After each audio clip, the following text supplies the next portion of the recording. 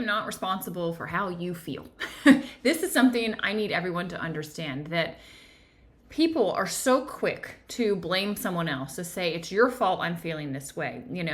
I keep hearing this term microaggressions, that people are saying, well, you said my name incorrectly. You used the wrong pronouns. You talked about something that I found offensive. You like somebody who did something once upon a time that was just terrible. And how could you dare do that? And I see people getting upset. Oh, you didn't answer my text message. I can tell you read it, but you didn't respond to it. These little things that I see people just freaking out about, not to mention bigger things that occur, and getting so emotionally caught up and pointing the finger at other people. Here's the reality. The only one responsible for how you feel is you. It is an internal response. I talk about this equation all the time, and I think it's important to revisit it. The external world plus your internal response will equal your reality. Okay? The problem is that most people's internal response is completely unconscious. It is completely automatic. And so they discount that part of the equation, and they think the external world, this thing happened, and now all of a sudden I'm feeling this way, right? This person said this thing. I got offended. I was doing fine until that person came around. So it's that person's fault. They shouldn't do that. No. You shouldn't do the magic trick of taking it so personally. All right? Understand that the only control you have in life, you cannot exert control over the external world. Try as you might, do what you will. The truth of the matter is there are things at play in the external world that you have no control over, and you can never have control over. And so you have to release the idea that you can control how people act, what they say, what they do. You cannot. You absolutely cannot. It is a futile effort. What you need to do is work on your internal response to life. How are you internally responding? And take those unconscious and automatic behaviors and make them conscious and deliberate. So I gave this example. I was speaking at an event one time, and I said, what if 10 of you just got up and left the room? How would I up on stage feel about that? And I said, call it out to me. And I had people saying, oh, that's so rude. Oh, I can't believe that. Oh, no one listens to me. Oh, I'm not important enough. I'm being abandoned again. Like all of these different responses. And I said, isn't it interesting how the same event, just the event's neutral, 10 people stood up, 10 people left. That's the event. But we have this way of looking at life through a lens, typically because of our past. Things that have happened in the past, that those sort of events led to a certain outcome for us. And so we now see things through that lens, through the lens of, well, maybe my response would be, I'm always being abandoned. Maybe you were left by a parent in your childhood, or you're always left by partners and you always feel like everyone's leaving you. And so when these people stand up and walk out, it's just confirmation looking at, oh, here again, I'm being abandoned. I'm being left. Or perhaps you're not used to being listened to and you're like, oh my gosh, I'm up here with the microphone. People paid to be here and they're still not listening to me. They're still getting up and they're leaving. But that is a self-worth issue. That's the feeling of not being, heard. Maybe it's the feeling of not being good enough. Maybe there are things that happen in your life from your past that then cause you, when these 10 people stand up and walk out, to think, well, I'm not good enough. What I have to say isn't worth hearing. Of course they're leaving. The truth of the matter is none of those things is true. All of those things were an internal response to this external stimulus, right? The situation, 10 people leaving. And therefore, the reality that you create internal is different based on your internal response. The feeling of being abandoned, the feeling of not being good enough, the feeling like no one ever listens to me. Whatever it might be, you're creating your reality. Those 10 people, though it might look like, and it is so easy, and society will even confirm and affirm for you that yes, it's those 10 people's fault. They should not have done that. The truth of the matter is you didn't need to take it personally. It was a neutral situation. Maybe those 10 people are going out because there's a surprise for you and they're going to coordinate the surprise and bring it in. You have no idea. But our reactions are so unconscious and they are so automatic and they are from our pre-programmed memory.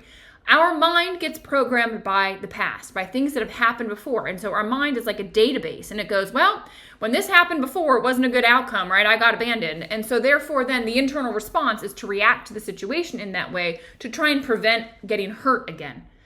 That's what's happening. But sometimes the program in there is bad. It got programmed in wrong, and it's causing you to interact and react to life in a way that is absurd. If someone pronounces your name wrong, it has nothing to do with who you truly are. You're not even your name. You're the being experience being, Danielle in this life, right? You're the witness consciousness behind it all. And so to get so offended by something so simple, you're missing the point of life.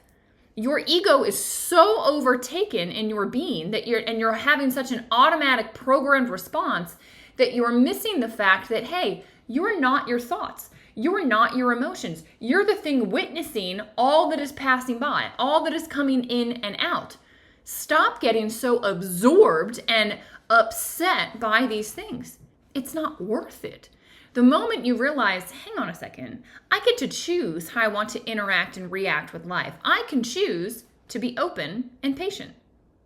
I can make that choice. And so that no matter what happens in life, I can be open, have a curiosity about what's going on, rather than making some conclusion and getting so emotionally upset going, hey, I'm going to be curious what's happening here. Because my internal response is one of like, well, I don't like this. Maybe if you're curious about what's going on, something else will be revealed.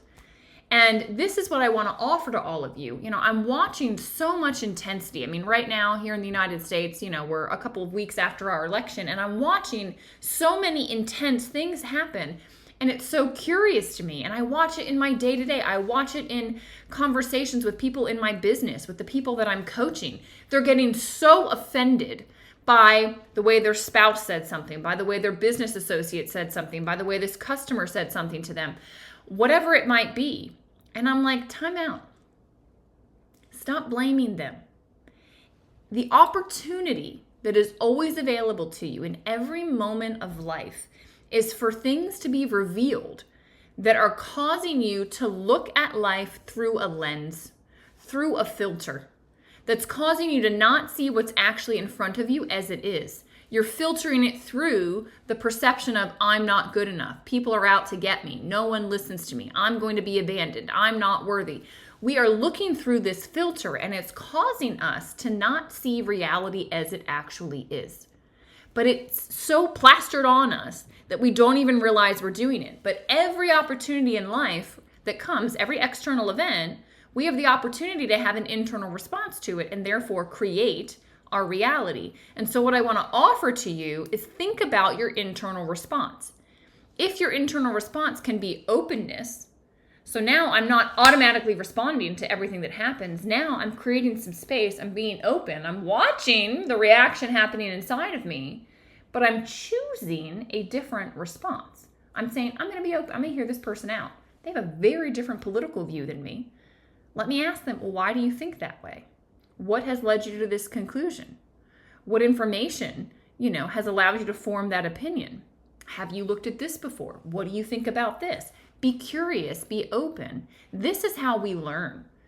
All right. And this is how sometimes you're wrong. Sometimes you've got an unconscious bias. Sometimes you have information that's bad data in there. And so you're looking through a lens that's false, right? It seems very real to you because it's how you're seen, but it's not real. It's like one of those filters on Snapchat or Instagram or whatever. It's like it's a filter that's filtering the world in a way that's not actually allowing you to see reality as it is. And so the opportunity that every interaction you have, every person that ticks you off, every situation that unfolds in a way that you don't like, the opportunity is to go, hang on, what is getting triggered inside of me? Why am I feeling this way? Because you're going to have a reaction to it that's going to be different than everybody around you. Right? Something can happen and some people are like, oh, that was nothing. And somebody takes it so personal. It's like an affront to them. And it's like, no, that's you. That's a thing in you. And the opportunity is to go, what is this thing living inside of me? Which truthfully is just likely trapped energy, trauma from the past, a past memory that didn't actually get filtered out. It's a conversation for another day, but that is getting triggered. something happened that triggered that. And so all of a sudden, this thing inside of you that feels very real, that you were fine until this event happened, but the event happened and now you feel this way. The truth of the matter is the event just revealed what was already there. I'm going to say that again. The event, the person, the situation, it simply revealed the reaction in you that was already there. Something that was living dormant, like a seed under the ground. And the right weather conditions came in and that seed sprouted up. And so it's very easy to blame the weather, but the truth is you need both to tango, right? You need the two to tango. Without the weather, we wouldn't have known it was there. That's true. But we're living with something that's a dark, low frequency energy within us that's going to be attracting in low frequency. So it's actually a benefit. You should actually be grateful that a situation has aroused that allowed you to reveal that, oh, that's in there. Oh, I didn't realize I had that lack mentality inside of me. I didn't realize I had that feeling of not being worthy, that I'm not good enough, that I'm not lovable, whatever it is. Right? The situation has revealed it. Now your work is to go, oh, let me work on that. Let me start to move that through me and release it so that I'm not triggered by these things in the future, and also I'm not attracting in more at that frequency. There's a lot layered into what I just said, so you might need to repeat this one because this is powerful. This will transform your life. This will allow you to not get rocked by anyone or anything ever because you realize you have the control internally. And once you master how to consciously and deliberately interact and react to life, you're not at the mercy of anyone. You're not at the mercy of any opinion, anything that's said, anything that's done, any fallout that happens, nothing. Because you realize I get to choose how I'm going to interact and react to this. And I can choose to see the gift in all of it. I can choose to be open to all of it. I can choose to remain curious, to be fascinated, not frustrated. It's your choice. So I would love to hear in the comments if this is helpful to you, if you have questions with this. I appreciate all of you for being here, and I'll talk to you more soon.